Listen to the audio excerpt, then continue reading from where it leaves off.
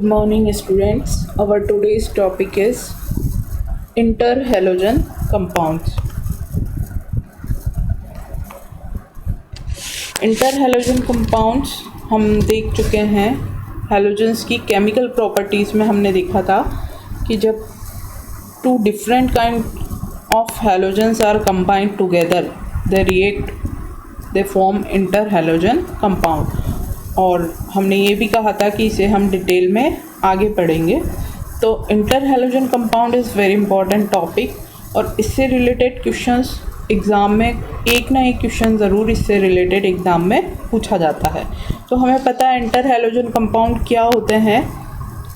To different halogens react with each other and form interhalogen compound. और इनका जो composition होता है वो भी वहाँ पे हमने देखा था XX-3, 5 and 7।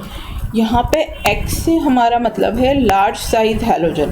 For example chlorine और फ्लोरीन ने रिएक्ट किया तो उसमें X कौन है, जो बड़ा हैलोजन है, दैट इज़ क्लोरीन। या आयोडीन या फ्लोरीन के बीच में रिएक्शन हो तो iodine will be X and fluorine will be X dash. 3, 5, 7 यहाँ पे जो स्मॉलर हैलोजन होगा वो ज़्यादा क्वांटिटी में अटैच हो सकता है।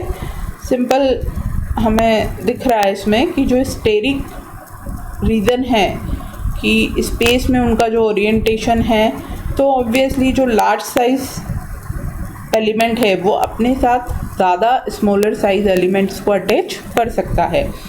यही कारण है कि जो XX-7 है वो एक ही तरह का बनता है, दैट इज़ IF7। क्यों? क्योंकि आयोडीन और फ्लोरीन के बीच में जो साइज़ का डिफरेंस है वो कैसा है, मैक्सिमम है। इसलिए मैक्सिमम अमाउंट ऑफ एटम्स कहाँ अटैच हो सकते हैं, जहाँ पे साइज़ का डिफरेंस मैक्सिमम हो। इसलिए IF7 ही बन सकता है, ICl7 या IBr7 नहीं बन सकता है। तो यहाँ पे प्रिपरेशन दी हुई है। इनकी प्रिपरेशन की रिएक्शंस बहुत सिंपल है।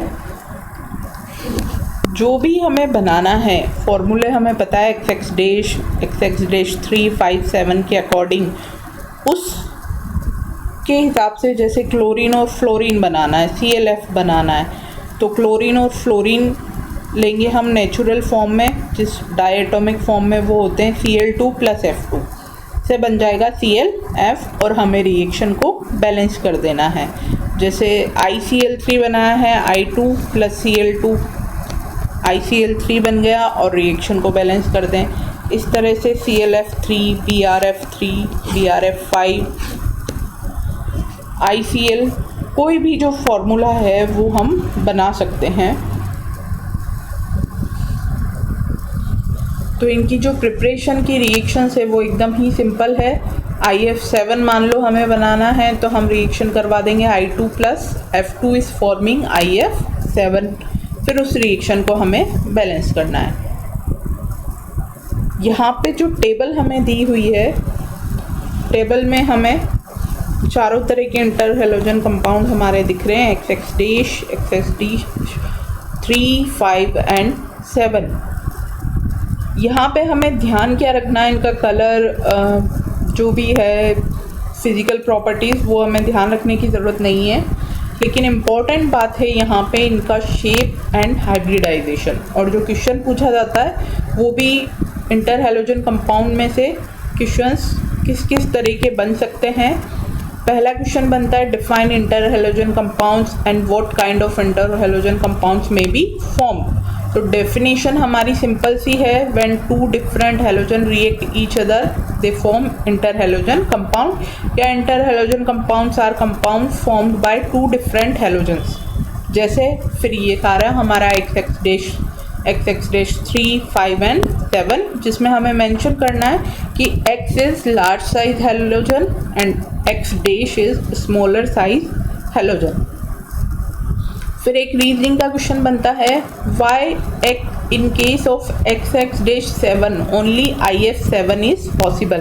यहाँ टेबल में हमें दिख रहा है सिर्फ IF7 लिखा हुआ है ये।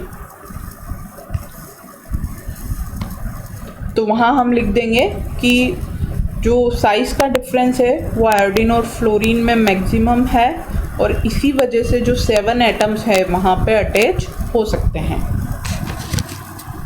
तो डेफिनेशन, इनके टाइप्स और एक रीजनिंग का क्वेश्चन।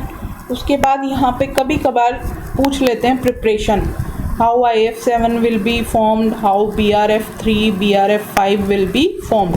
तो प्रिपरेशन तो बहुत ही सिंपल है, जो भी हमें बनाना है दोनों हेलोजेंस हम लिख देंगे। IF7 बनाना है तो I2 + F2 is forming IF7 और रिएक्शन को बैलेंस कर देना है। So that is preparation. उसके बाद एक और इम्पॉर्टेंट तरह का क्वेश्चन यहाँ पे बनता है, जो इंटर हेलोजेंस हैं उनकी स्ट्रक्चर एंड उनका हाइब्रिडाइजेशन, जो किससे आएगा, VACPR से। तो 11th में हम VACPR पढ़ चुके हैं, उसको अच्छे से समझना हमारा ज़रूरी है। हाइब्रिडाइजेशन और शेप निकालना हमें आना चाहिए, क्योंकि जहाँ भी 12th में हमारे पास इम्पॉर्टेंट कंपाउंड आएंगे तो एग्ज़ाम में उनका जो हाइब्रिडाइजेशन, शेप वगैरह से रिलेटेड क्वेश्चन पूछा जा सकता है। तो सबसे पहला टाइप है हमारे पास XX-1। सिंपल सा लीनियर उसका शेप होगा, इसलिए उसको कभी भी नहीं पूछा जाता है। जो हाइब्रिडाइजेशन शेप वगैरह है वो 3, 5, 7 वाली वैलेंसी में से पूछा जाता है, जैसे कि XX-3। तो अगर XX-3 हम देखें, कोई भी एक एग्ज़ाम्पल हम ले सकते हैं, जैसे यहाँ पे एग्ज़ाम्पल दिया हुआ है 7.19 में BRF3 का एग्ज़ाम्पल अगर हम लेकर चलें, BRF3 का एग्ज़ाम्पल अगर हम देखें, हमें पता है हर हेलोजन एटम जो सेंटर में है उसके पास कितने इलेक्ट्रॉन्स हैं, 7 इलेक्ट्रॉन में से ब्रोमीन ने फ्लोरीन से कितने इलेक्ट्रॉन यूज़ करके बॉन्ड बनाया है, 3। तो ये 3 हमारे पास क्या हो जाएंगे, बॉन्ड पेयर्स। बचे हुए कितने इलेक्ट्रॉन, 4 इलेक्ट्रॉन, मतलब 2 लोन पेयर। तो टोटल 5 ऑर्बिटल्स का मतलब है sp3d। तो जो BRF3 है या कोई भी XX-3 है, उसमें जो हाइब्रिडाइजेशन होगा वो कैसा निकल के आएगा, sp3d। और जो शेप है हमें देखने को मिल रहा है यहाँ पे, कैसा शेप मिल रहा है हमें, टी शेप। sp3d का वैसे जो शेप है ट्राइगोनल बाइपिरामिडल, लेकिन वो नहीं होके कौन सा है, टी शेप है, क्योंकि यहाँ पे क्या प्रेजेंट है, लोन पेयर। अब हम बात कर लें XX-5 की। XX-5 की अगर हम बात करें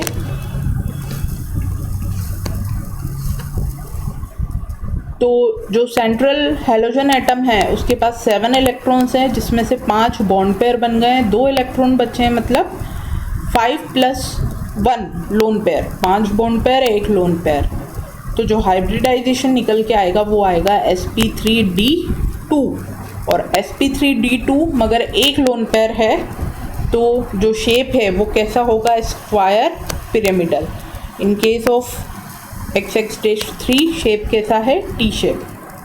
XX-7 की बात करें तो 7 इलेक्ट्रॉन्स होते हैं हेलोजन के पास, इसलिए कोई भी यहाँ पे लोन पेयर नहीं होगा और हाइब्रिडाइजेशन हो जाएगा sp3d3 और शेप होगा पेंटागोनल बाइपिरामिडल।